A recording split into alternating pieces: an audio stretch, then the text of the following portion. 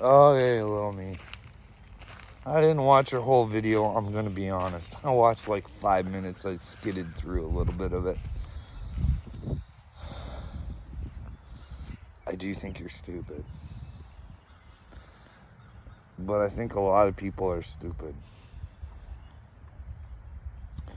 See, little me, I want you to look at things from a different perspective. I want you to try and put yourself in my shoes. Because I'm about to prove to you, buddy, I love you more than you love yourself. I know it doesn't look like it at times. But love hurts sometimes, buddy. See, I'm willing to look ridiculous and fight for you. I'm willing to even fight you to show you there's a better way. And that there is a loving God. And that, maybe judgment time is just around the corner. I don't know, bud. I don't have all the answers. I just check out the clues. You guys like to make fun of me for Blue's Clues, but unfortunately, you're going to look silly there too. Like, I watched part of your video. Yeah, okay, maybe you got the fucking street signs from my video. You can take that one away, bud. Why don't you talk about the fucking dead coworker, my son, the threats, fucking all of it. Just don't lay down one fucking item where you can pass it off as a fucking good thing, bud. I need you to face yourself.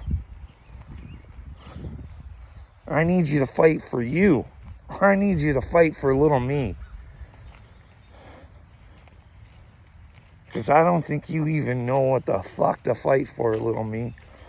Because the one thing you all do, and that fucking AD, he's getting on my nerves. He's a fucking idiot.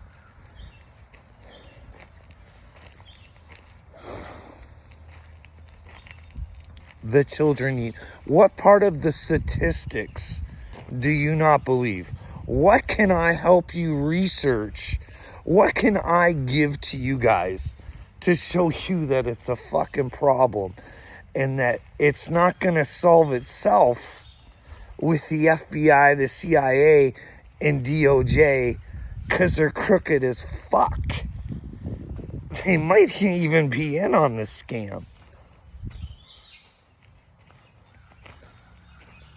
But the ones that know, they just want to ignore it because they feel powerless.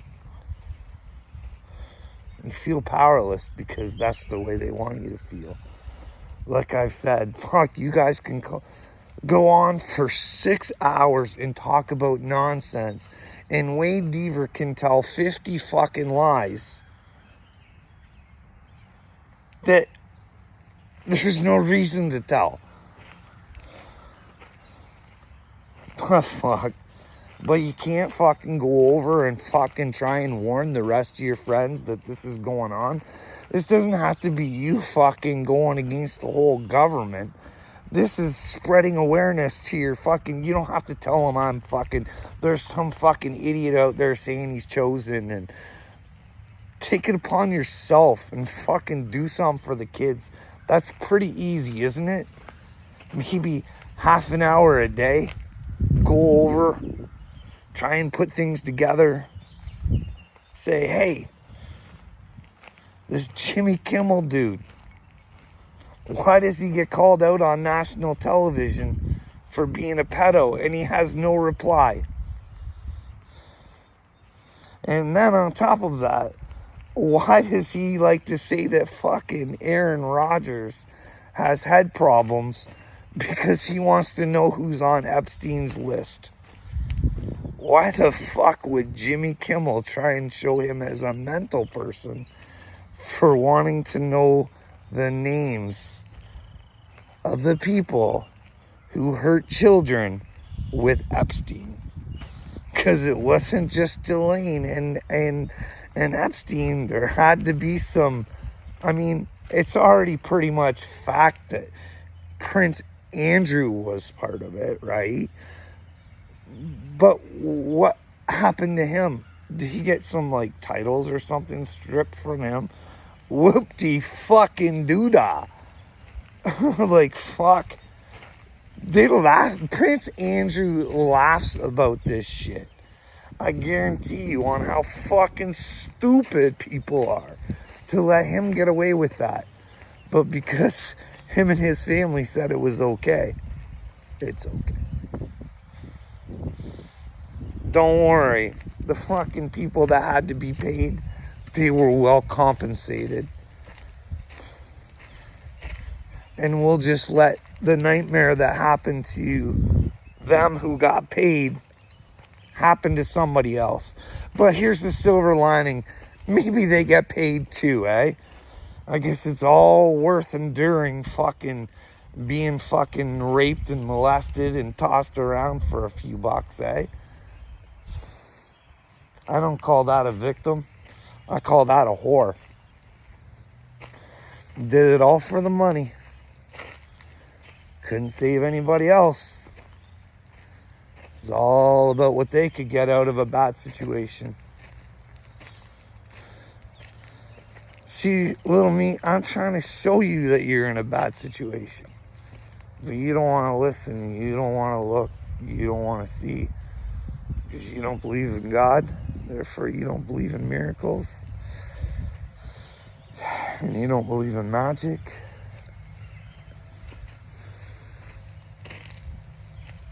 All you need to do is believe in yourself, little me. But you gotta take a good look. That's why I keep warning you guys when you fucking do shit. That's another thing. You say, oh, I throw emojis at it and it makes him mad. No, it doesn't. It makes me disappointed that that's the fucking best you guys got.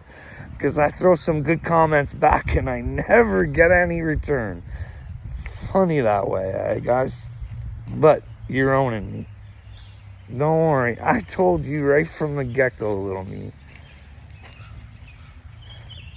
I let what happened happens. I just work and create off of you. So you are going to help in this awakening one way or another, little me. I was just hoping we could make it a lot easier on you. That's the thing. I think this process can be a lot easier than what I had to go through. But keep thinking I'm mental and this isn't real. But then again, why would you not want it to be real? This is what I don't get. Why would you not want it to be real? To think that there was fucking somebody who actually cared enough about fucking the human race to try and make a fucking change. Why wouldn't you want that to be real? Like, that's what I don't get. See, they got your minds all twisted and you guys are still fixated on, we're not groomed. No, stop with it. Fuck, you're groomed. You're all groomed. You just need to admit it. I saw this story one time. Now, I'm going to fuck it up and I'm not going to tell it as beautifully as it was told. I think it was the Inspired Channel. But way back in the time, there was a bunch of slaves, and one of the higher ups thought it was necessary to get to know the slaves in order to know how to deal with them. So one of them went down there and started working with the slaves, and he noticed this one that no matter what, he had a smile on his face all the time. You couldn't break him. You couldn't break him. So he kept his eye on him and kept his eye on him, and finally he got in there close to the guy. Finally the guy started, hey, why are you always so upbeat and so... And the guy was like, well, one day all the slaves are going to realize that we outnumber the owners and we're all going to be free men. It's just a matter of time before everybody realizes it. So this guy, this one of the slave owners or whatever it was. So he hangs out with this guy for a while just so he can learn. And then he takes off and goes back and figures out and concocts this plan, because he knows that it is gonna, one day they're gonna make their break. So what he did was he concocted this plan with the other owners. We need to come up with a way, because there's no way we can stop this. If they ever do this, it will not be able to be stopped. So what they did is they concocted this plan to make all the slaves free men by giving them money. And what they noticed when they did this is that the slaves were working twice as hard for their owners. So it was beneficial to the owners to let them think that they were free and do their work for them twice as hard as they were before, because now they were happy. They would have their own shelter and their own ability to get their own food and all of that stuff. But this way,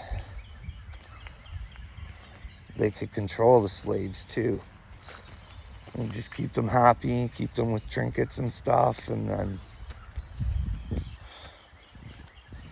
you see where I'm going with this story, right? Still going on today. They got you enslaved. They got you happy with trinkets and stuff, and you're so afraid of what would happen if somebody wasn't there for you to take care of you like your government does. And anyways, that's enough of that story. I'm gonna let you go.